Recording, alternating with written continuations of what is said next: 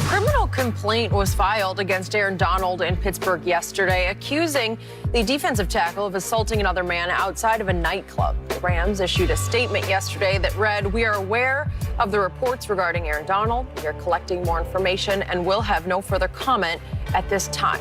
Donald has not responded to the allegation himself. So, Shannon, what are your thoughts on all this? I hope it's not true. I hope it's, I'm sorry that the young man, I was reading the report, Skip, it said he had a fractured orbital. I had that, very, very painful. He had some other bruises and scrapes. Said he needed 16 stitches, broken nose, concussion. And maybe, Skip, it's a situation where it's Aaron Donald. He's the only recognizable person in the situation. Okay, he did it, because I've been in situations like that before when things have happened, and I'm the most recognizable, and it's like, well, it was Shannon Sharpe, and the witness had to say, no, it wasn't Shannon Sharpe involved. Skip, as a former pro athlete, I've always tried to pride myself, and I know I'm going to stand out. You know, I'm fairly large, and playing in Denver, people knew who I was. But everybody wasn't happy with who I was. So if I go somewhere, and I try to make it a habit not to go out too often. My boys come in town, Bucket, Gerald, Big Mac come in town, we would go out. So I probably went out maybe twice a year. There are 6 months, I go out twice. Weird. We just go to a place, the place that we used to go all the time is called Jimmy's. It's a place on Thursday night. Then this place in Denver, another place in Denver was called Brown Sugar. I don't even know if it's open anymore, Skip. But I would go out, and I would go in there, I tried not to make a whole lot of eye contact. I just wanted, be to myself, just hang out with the guys, have a good time, get home, get some sleep. But I know everybody in there, because a lot of times I got, damn, and you not as big as I thought you were. You look big on TV. Okay. But bro, I ain't come to squad with nobody. Bro, I just come here with my boys. We gonna have a good time. But I was also very respectful of everybody, Skip. If I saw my teammates might be doing something, trying to talk to a girl, and I know her guys, I'm like, bro, let that go. Because I made a mistake one time in 1990. You can go look it up in Greeley, when I should have got a friend of mine, and some things got out of hand. And so I promised myself that I would never let that happen again. So I've been very good, Skip, over my career at de-escalating things. It goes back to college. I was always good at de-escalating. I see a confrontation that I believe can be avoided. Hey, bro, check this out. Let's handle this a different way. Let's talk about it. And the first time it happened, Skip, was 1988. Teammate of mine, his name was Johnny Jeffrey. We called him Bobby Brown. Got into a, so the dude come running. Sharpe, they're trying to jump Bobby Brown. I'm laying in my room. I got my head, Sharpe, everybody hear him running. So we take off. Where he at? He at the old gym. So he done swung on somebody. The dude he swung on, Skip, I know him. I played football against him. Played basketball against him. Named Maya, call him Mayan. True.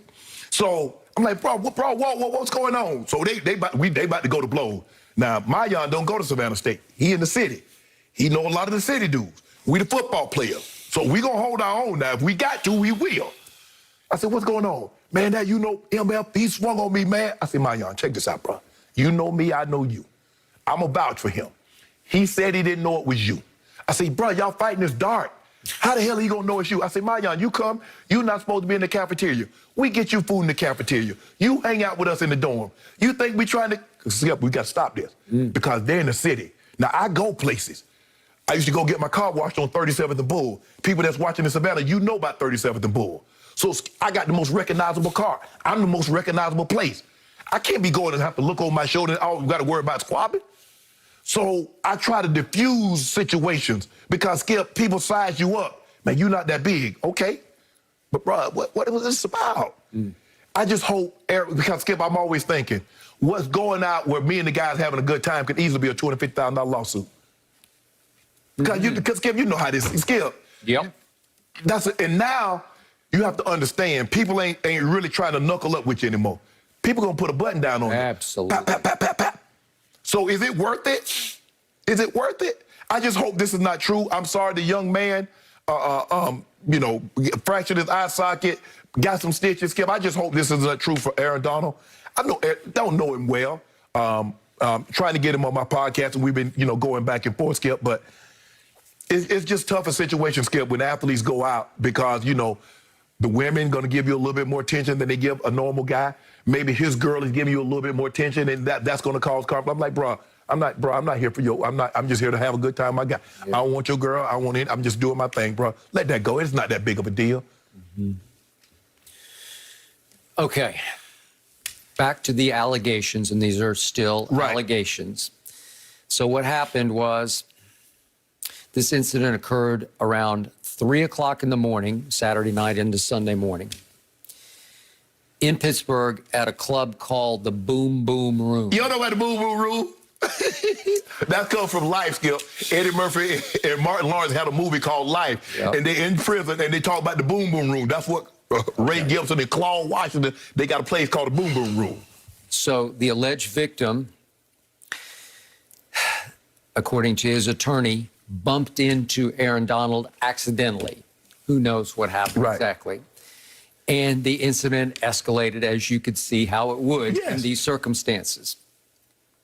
And both parties, Aaron Donald and whoever's with him and the young man, were asked to leave the Boom Boom Room. So they adjourn to outside, and it re-escalates outside. And according to the victim, it escalated not on his part, but on Aaron Donald's part, and this ensued. The damage ensued. Okay, so I am back to something I have said on television for at least 20 years, and I am sure I've been written off as a stick in the mud for having this opinion, but I am so right about this.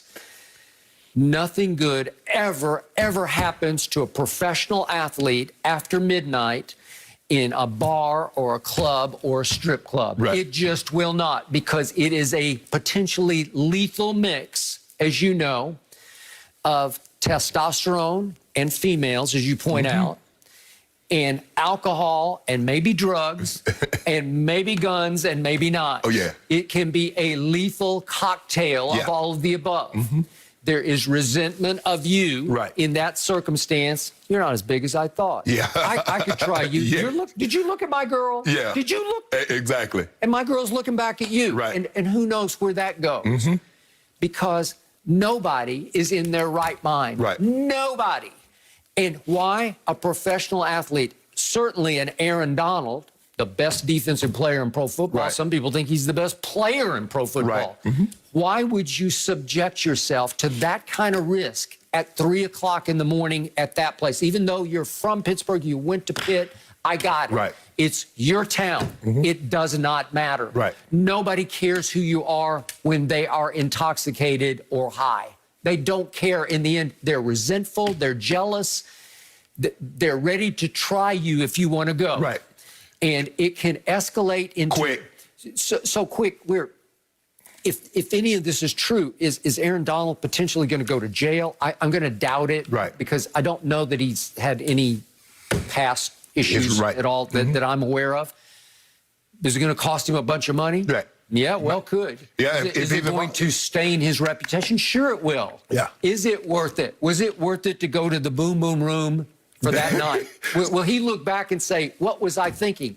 Because to me, if you're Aaron Donald or anybody of that stature, you have to keep your partying private.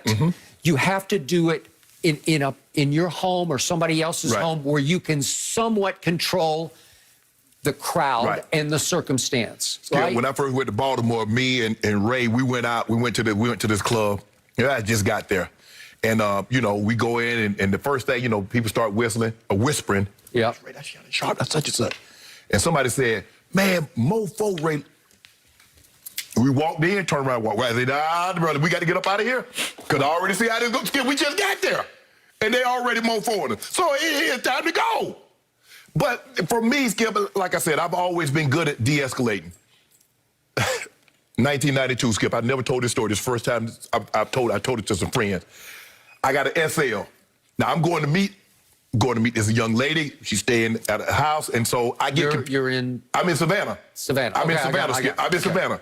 So I'm driving an SL. Got the top drop down. How did you get an SL? You know, bro took care of you, boy. Bro took care of you, boy. Yeah. Bro took care of me.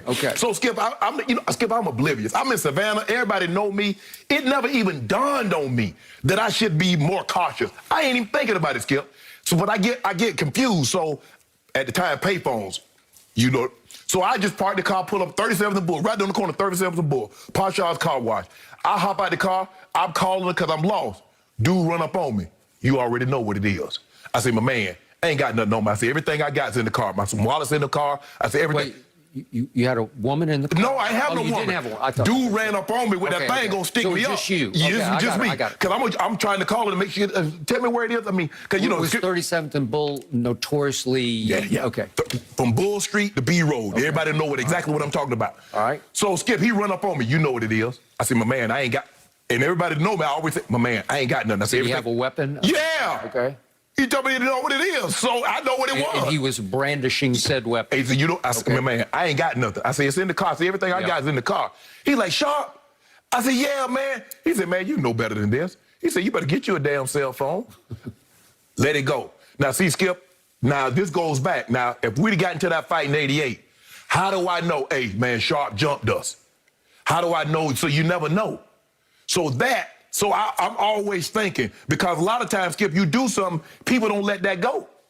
People come back a month, 2 months, a year, and do something to you. It ain't that big of a deal, Skip. At all costs, I'm going to de-escalate every single time. It's not worth it. And I hope all the athletes, high school, college, professional who are watching us right now, because a lot of them watch, you can't do it. No. It's not worth it. No. Trust me, once you're out of the game, whatever level you ended up failing at, wherever it stops for you, then you can do this to